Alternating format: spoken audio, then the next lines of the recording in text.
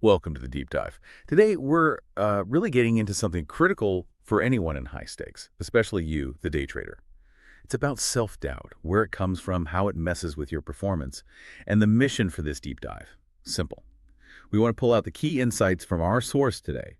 Insights to help you, reprogram your thinking, overcome that hesitation, and build an identity around winning consistently. Yeah, and the source is fascinating. It's a transcript based on Napoleon Hill's work called Act Like You Were Meant to Win. Mhm. And what strikes me is how these, well, almost century-old psychological ideas, they're incredibly relevant for the pressures traders face now. Absolutely. So think of this less like just listening and more like a mental reset button, a recalibration, moving from maybe accepting smallness, unknowingly perhaps, to knowing, really knowing, victory is inevitable, starting right now. Okay, so let's unpack this core idea first. What if I told you that the doubt inside your head, it isn't actually yours, that you weren't born with it? It's not like innate. It's a powerful concept, right? And Hill really hammers this. Doubt isn't natural. He calls it a condition, even a disease of the environment, like a mental parasite. It gets installed not through truth or evidence, he says, but just repetition. Mm. Years of hearing you can't, seeing people settle, watching others shrink back from big goals. Contrast that with how we start. We're born curious, hungry, full of fire. Think about a toddler learning to walk. They don't analyze, they just do. They fall, they get up. No second guessing yet. They haven't learned that fear. Okay, let's connect this directly to you, the trader listening. Mm-hmm. How does this show up? Maybe that little voice whispering, wait before you click buy. Or are you sure? Even after hours of research, could that voice, that hesitation, have been something you picked up, something learned, not something fundamental to you? And that's the key, the opportunity. If doubt was learned, Then belief can be built. exactly, it opens the door to actually overcoming it. So if doubt isn't ours originally, how do we build belief? The source material is pretty clear. Belief is a decision. And it's also framed as remembering who you were before the world taught you to shrink. It's not just a feeling you wait for. Precisely. It's not passive. Hill argues belief is built like a bridge, like a habit. How? Through consistent daily acts, decision and discipline. You choose belief, you repeat it, you act like the person who believes, even if a part of you still doubts. Eventually, that doubting part, it loses its influence, doesn't get a seat at the table anymore. It's construction work, mental construction. And this leads straight into identity. This is where it gets really interesting. The idea that identity is not discovered, it is decided. You don't find confidence. You decide to be confident. You declare it. Then you act that way. And Napoleon Hill saw this again and again in the people he studied. Henry Ford, for example. He wasn't exactly born with a silver spoon, but he decided. He decided he'd build a car for everyone. That decision changed everything. He became this builder of ideas, of a future only he saw. Remember the story. Engineers said an 8-cylinder engine in one block, impossible. Right, impossible. His response, produce it anyway. That wasn't just stubbornness, it was belief. Belief so total, so final, it just didn't flinch. He trained his mind, you see. Trained it to obey his vision, not what everyone else said was reality. And Thomas Edison, facing, 10,000 failures trying to get the light bulb working? 10,000. Imagine the doubt. But he didn't let it in. Why? Because he built a stronger identity. He wasn't thinking, maybe I can do this. He was operating from, I am the man who will do this. His belief wasn't based on results yet. It was based on repetition, telling himself it would work. Andrew Carnegie saw it the same way. Belief as structure, foundation. He said, if a man does not command his own mind, someone else will. Powerful stuff. Okay, so let's bring this right back to your trading desk. If you're sitting there waiting to feel confident before you take that trade, or before you stick to your plan when the market gets choppy, you're doing it backward, according to this. It's about deciding first. I am the disciplined trader who follows my rules. And then acting. Acting from that decision, regardless of the feeling. Yes, because results follow identity, not the other way around. The people who make breakthroughs, they decide first, often in silence, alone, without any proof yet. Which brings us to another really potent idea, burning the bridges. It's not just about going forward, it's about cutting off the retreat. Exactly. The source puts it bluntly. Movement without commitment is not progress. It is dabbling. Think about it. No great achievement came from someone keeping one foot in mediocrity, just in case. The successful people Hill studied understood. Leave the bridge standing, and fear will always whisper, go back, it's safer.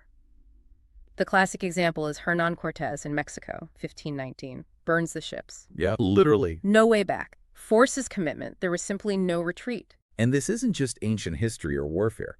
It's so relevant to you making trading decisions every day. What's your mental escape hatch? Is it maybe risking too little so a loss doesn't really sting? Or constantly tweaking your strategy so you never fully commit to one? As long as those mental outs exist, you're not bringing your full power to the table. Look at Ford again. No plan B for the Model T. He went all in, shut down everything else. That commitment, that no retreat stance, fueled the revolution he created. Edison, same thing with the light bulb. No backup plan. Those 10,000 tries. Each one was made by a man who had already decided the outcome. He'd metaphorically locked the door, thrown away the key, and set fire to the room behind him. Total commitment. Carnegie. As an immigrant, he decided poverty wasn't his fate. He committed to steal fully. No dabbling. So you can't really act like you're meant to win if half your energy is keeping escape routes open. Right. Mentally, metaphorically, you got to burn those bridges, delete the maybe, erase the someday, get rid of the, if this doesn't work out, I'll just, because those are just permission slips. Permission to fail, really. Okay, let's shift to the inner dialogue. Hill talks about the voice in every man's mind that determines the quality of his life. Autosuggestion. This is about deliberately feeding your subconscious, giving it instructions, clear, consistent, emotionally charged instructions until they become your identity. Yeah, the mechanism is key here. Your subconscious, it doesn't reason like your conscious mind. It just accepts what's repeated to it, especially if there's emotion tied to it. So this can be your biggest weakness or your most powerful tool. Think about Henry Ford's famous line, whether you think you can or think you can't, you're right. Classic. He wasn't just being philosophical. He understood this principle. He built his empire by training that inner voice, training it to say, it will be done. And the subconscious mind works to make that happen. But here's the common mistake, right? Most people talk carelessly to themselves. They let doubt run on a loop.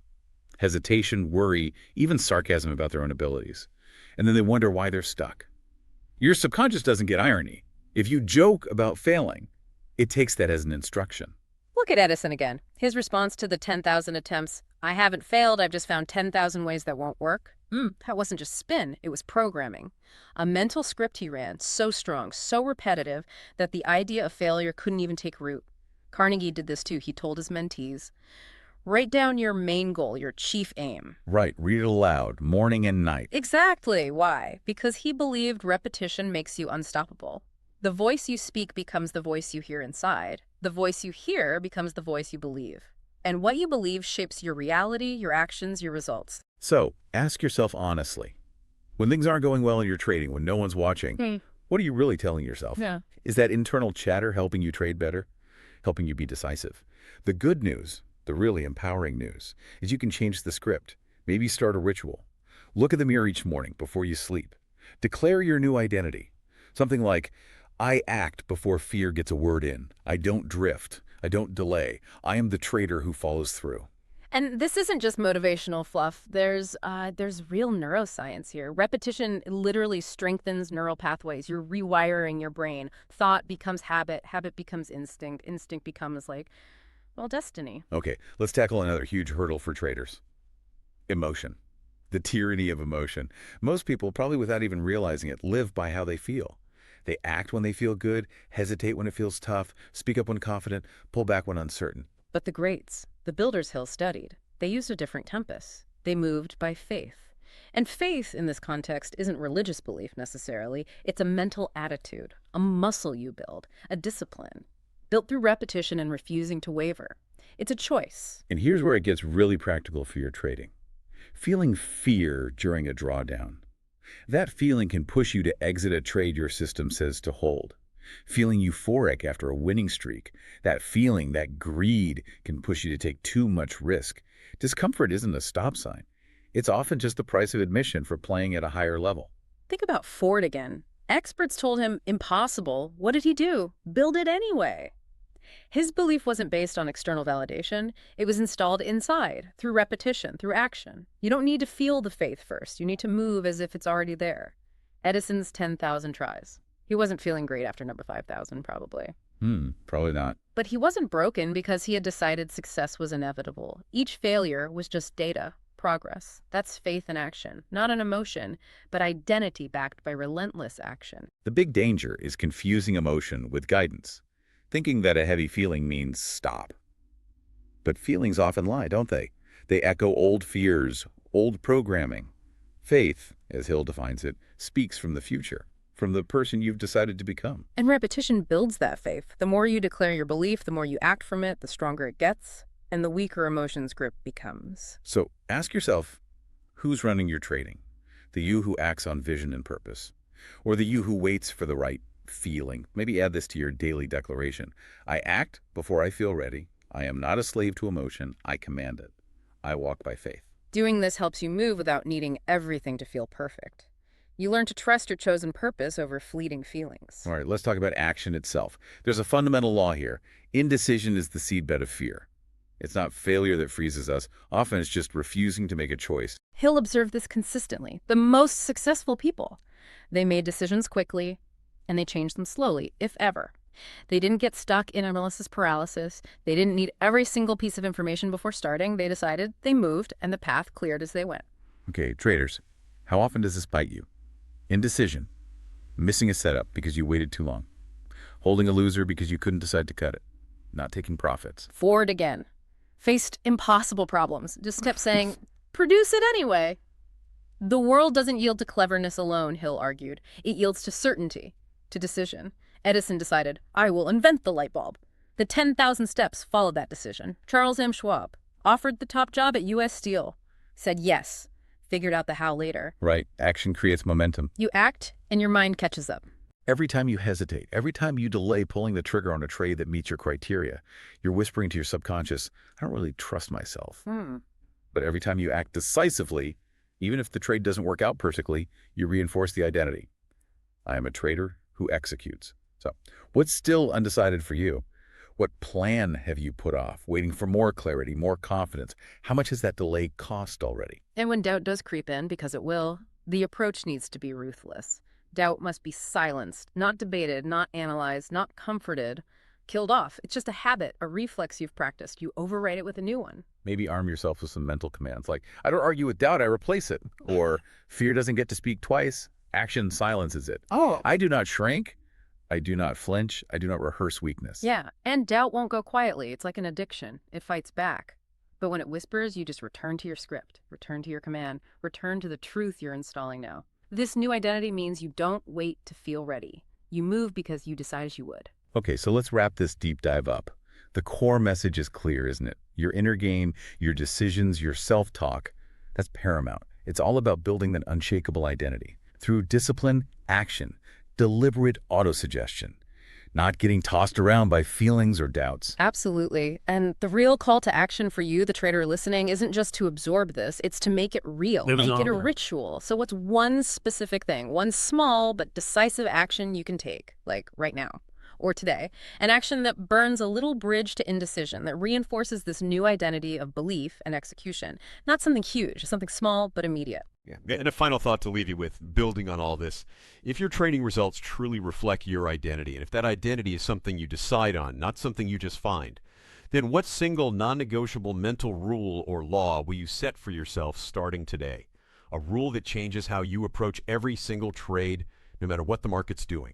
Keep repeating those declarations we talked about daily, until they're not just words, they're instinct. Let that disciplined, decisive trader take charge.